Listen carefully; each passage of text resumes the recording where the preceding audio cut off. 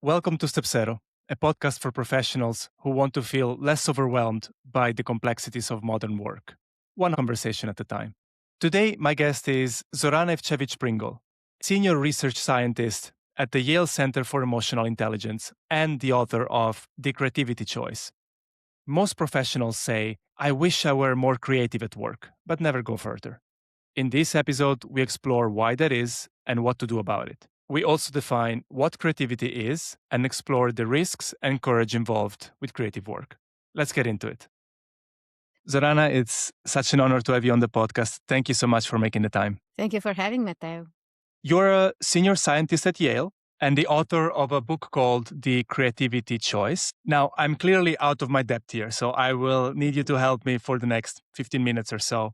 I believe there are many misconceptions about creativity, especially the way it can be applied to everyday work. And I think there's many misconceptions and misunderstanding about how creativity can manifest itself, let's say, in white-collar jobs. Most people are very confused about it. They still see it as something abstract in a way. So let me kick off this conversation, if that's okay with you, with this specific angle. We tend to believe that creativity belongs mostly to art, R&D, design, and anyone who doesn't really work in a similar capacity feels, in a way, left out. What do you make of that?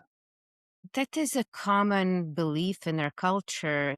In English, there is even a word that started as an adjective, creative, to be creative, to do something that is creative, and it became a noun. So a creative is considered to be a person who works and contributes exactly to the areas that you have mentioned. And I think that's a very limited view of creativity, and that is really not helpful because often people have that, I wish I could be more creative in my job, and in reality, they really could.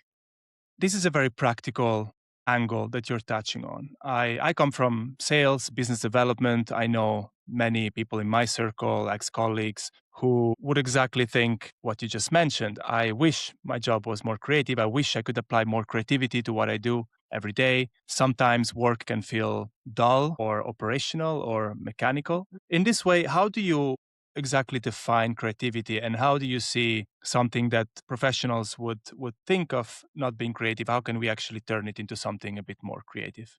It is a great place to start talking about creativity by defining it. And creativity scientists actually very much agree on what creativity is, although you often hear, well, creativity is hard to define. Scholars are very clear about what it is. It is something that is in the same time original, different in some way from what has been done before, and also appropriate for the task or for the situation or effective in some way. So just being original can get you into being bizarre. That is not creative. Just being effective for a situation, well, does not have to be creative. It can be just repeating something that has been done before. So creativity is a combination of both. Something new, something original, and effective, working in a desired way in your context. Interesting. And you get this question a lot, I'm sure, but you call creativity a choice. I mean, your book, The Creativity Choice,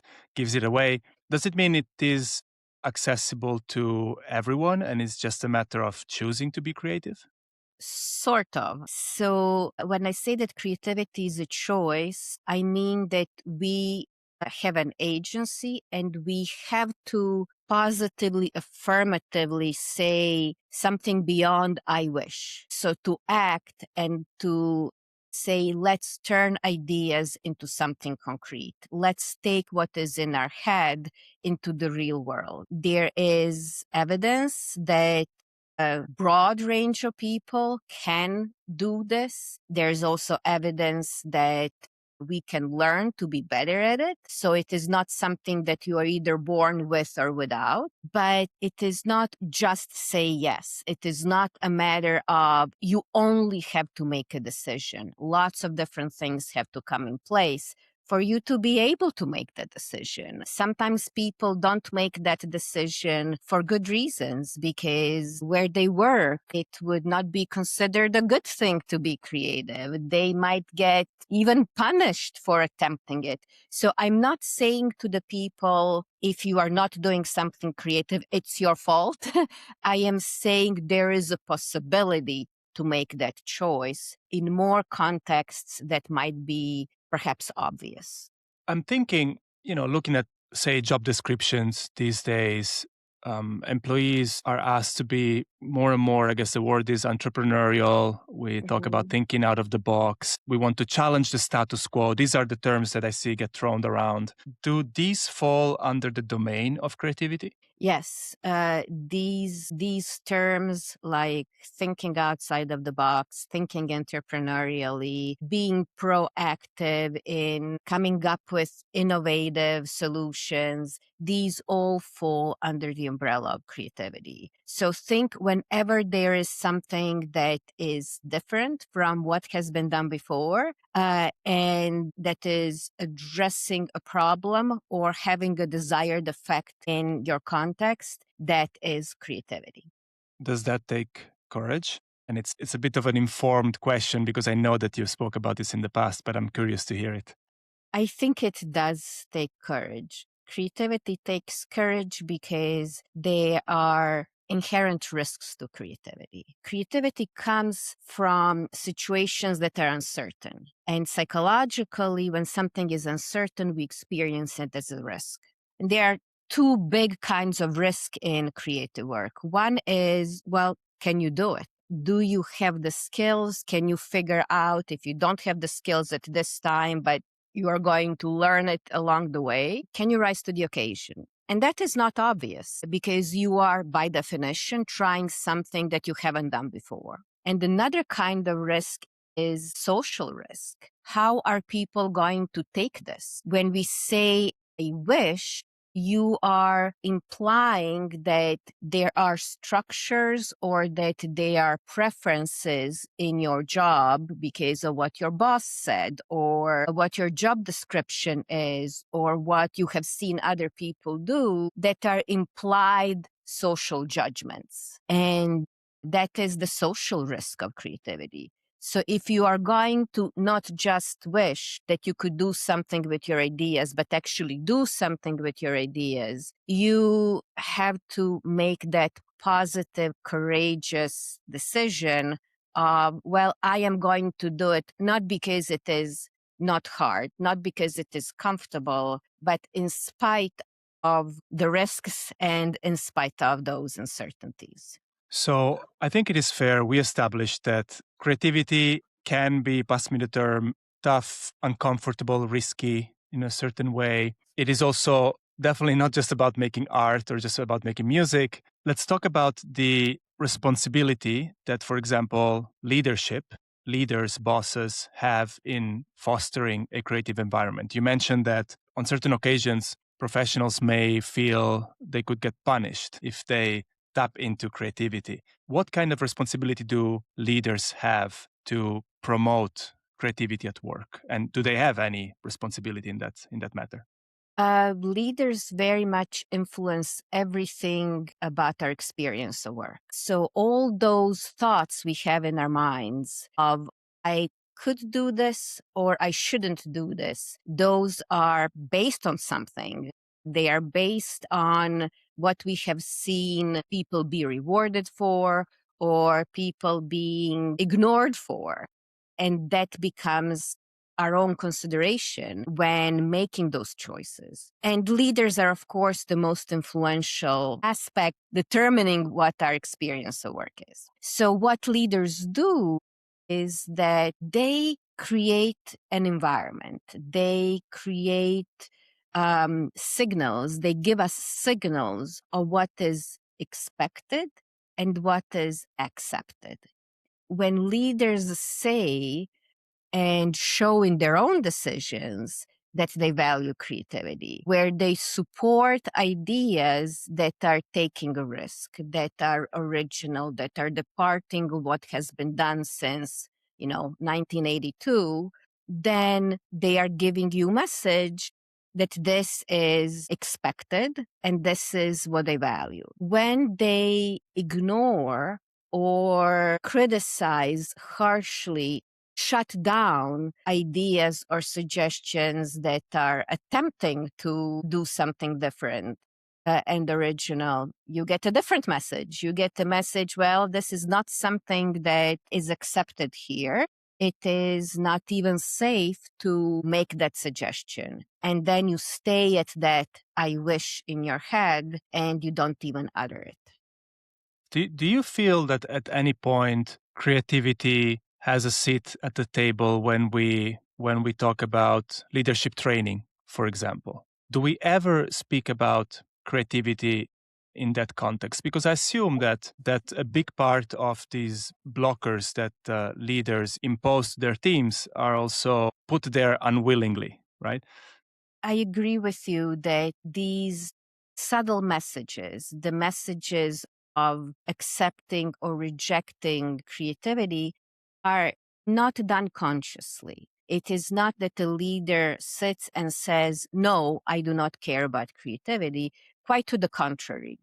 Usually, leaders are going to explicitly say that they value it. But we have wonderful research done that shows even when people explicitly say, profess their value of creativity, sometimes in their choices, especially those quick choices, in those times of uncertainty, they go for a safer or more familiar option. And so they demonstrate their preference in a way of showing their behavior, not just showing their explicit value. And I love that you are mentioning leader training because that is something that we can talk about in leadership training. That is something that can be built.